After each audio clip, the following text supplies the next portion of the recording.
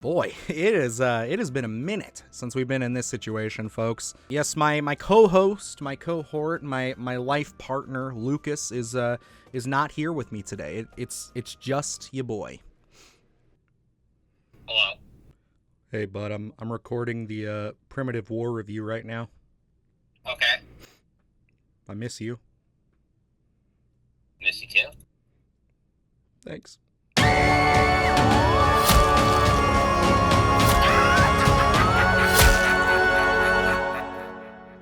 Good evening, campers, streamers, and babysitters. And yes, I am here taking a look at the latest film to throw its hat into the killer CGI dinosaur ring with Primitive War, which is playing in select cities and theaters at the moment. So if you want to check it out, you better get out there fast, because I don't know how long this one's going to remain in theaters. And I don't mean that in essence of the quality of the film here. I just say because it is a small, low-budget independent feature that it's awesome that it's even getting released in theaters, but oftentimes with these Fandango releases, you gotta go quick because they're in and then they're out. But I tell you what, this is a heck of a year for dinosaur fans. We've had Jurassic World Rebirth, which, say what you will about it, I thought was a good bit of fun, and I really enjoyed that one. But this one, I'm not gonna lie, I've been a little bit more excited for, I think. Has nothing to do with the dinosaurs and Jurassic Park, the franchise as a whole. I'm still a diehard fan of that franchise. For me, it was just we get to finally see R-rated dinosaurs again. I understand that dinosaur movies are marketable for children. Children will buy up those toys like crazy, and they will sell tickets like crazy. But let's be honest here, those kids, they grow up and they become Neanderthals like myself, who we really just want to see Big Lizard eat little man. And if you can throw those people, or those little men, into a Vietnam scenario where they are hardened soldiers going out there to fight the dinos, I mean, that's a recipe for success in my book. Starting off with a few of my pros, I have to go with the feel of this movie. Right when you get into the meat or the thick of Primitive War here, you really start to realize that this is just modeled after every single, 80s, early to late 90s action film that we all grew up on. I mean, each character has their own little quirk and little thing that sets them apart from everybody else, and they're all very, very, I guess you'd call them tropey, but very fun, very cool archetypes. And I think that went a long way for kind of settling me into this. This movie comes in at a whopping 2 hours and 15 minutes. So I'm actually glad that we took some time to build up some of our characters. Now, I'm not sitting here saying that they do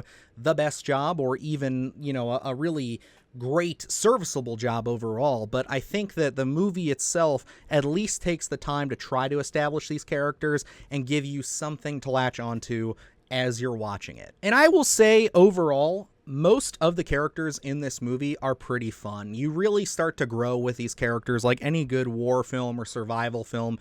You start to get to know these people by their names and have fun with kind of their, little niche things that they're into, or the little things they're known for, their history, their demons. It's standard, typical war movie stuff, and I think they do a pretty good job here. I really did like the cast a lot. I thought that the main core group was really well done. I think it was Ryan Quaten. I don't know how to say your name, brother. But he was great. I liked him. He was a bit cheesy at times, but I thought, hey, he served the role that he needed to get into, as well as a lot of our other supporting cast members here. Jeremy Piven is somebody I was familiar with going into this, and, honestly, he's a bit of a meme the entire movie. He's just the angry general, sergeant, whatever the hell he is, just cussing up a storm. I think every other word out of this dude's mouth was fuck.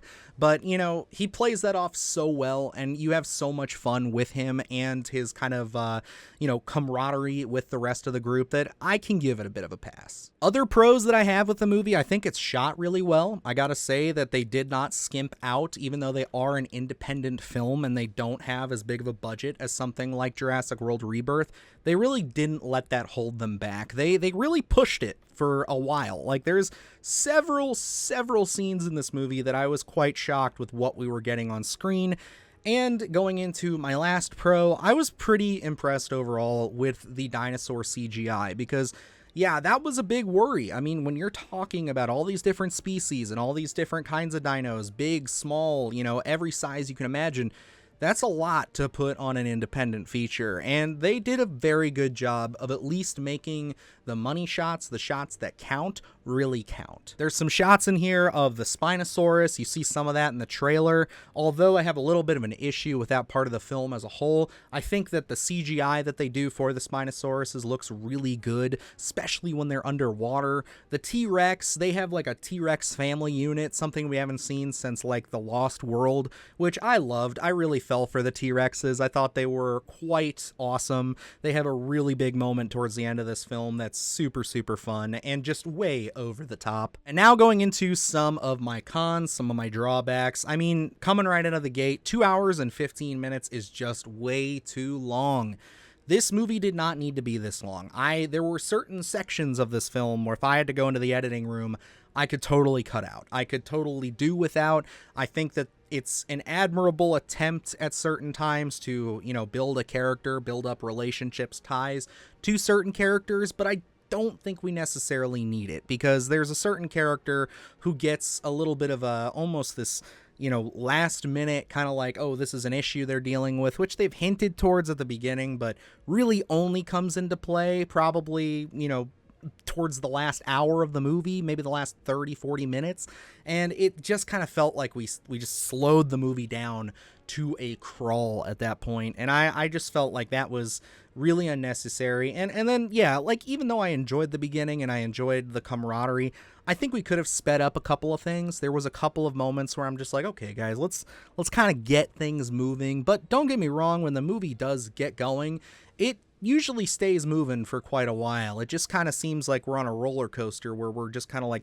we're going up, we're going down, and we're just kind of not very consistent as the movie goes on. Which brings me right into my next con, which with that inconsistency in the runtime, it is pretty prevalent throughout all the major elements that make this movie, which is pretty unfortunate. I would say that there are times when this movie feels like $1 million, and then there are times when this movie feels like $5 and, a stick of gum. And I do not say that to disparage the filmmakers. They really did work their ass off with this movie, and you can tell, but it just comes down to, unfortunately, budget limitations. I think that that's a huge kind of strain for a project like this, but they really went out there and they tried their best.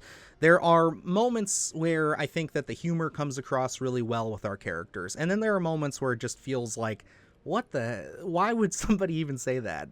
There are moments, again, where the dinosaurs look amazing, and then there are moments where they don't look so good. There's a lot of scenes where you're grouping one particular kind of dinosaur together in a large group, especially at the end, and it just looks laughable. Honestly, it takes away all of the threat that we had building up with these particular critters. But in the same breath, I can sit here and say that there's 2 other dinosaurs in that exact same scene, and all of that looks incredible. All of that was fun and a blast. But overall, guys, I really enjoyed my time with Primitive War. I think that this is a very fun theatrical experience, especially if you're a fan of creature features. If you love dinosaurs, you're already probably going out to see this, and you don't need my saying to do it. But I think if you've been on the fence about it and you do miss it this weekend, support this thing when it comes out on digital.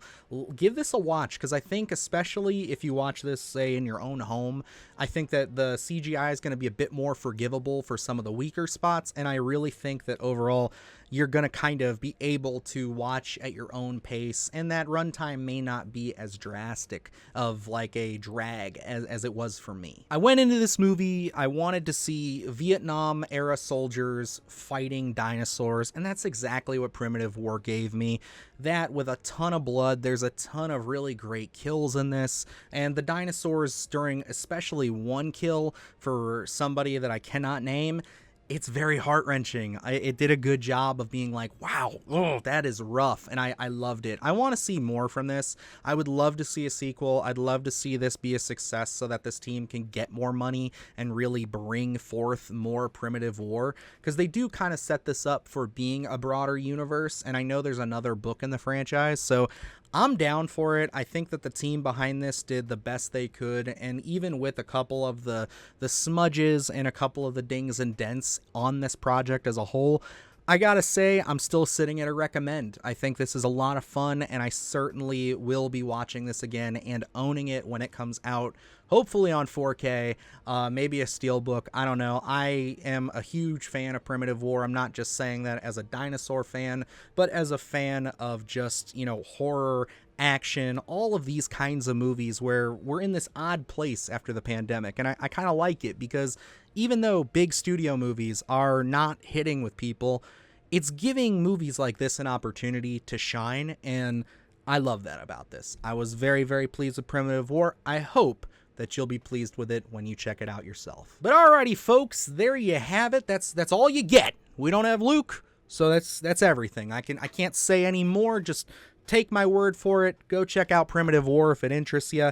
If not, we got a couple of other reviews up on the channel right now for some other spooky movies that might gain your interest, as well as we just released a new list going over some disturbing hidden gems. Yes, hidden gem movies that are a bit much, a bit extreme. So I hope that you'll check that out, support that video, support the channel by hitting that like button to boost this video up in the algorithm, as well as if you could hit that subscribe button for me and help us get ever so much closer to 50,000 subscribers. It would mean the world to me. That's all I got for you guys, so until next time, I'm Dylan Newell, and remember, stay scared. Do the horror shit, gonna do it live, cause Splattercast kick it every day they live. Splattercast, gonna slash your ass. Splattercast, gonna slash your ass.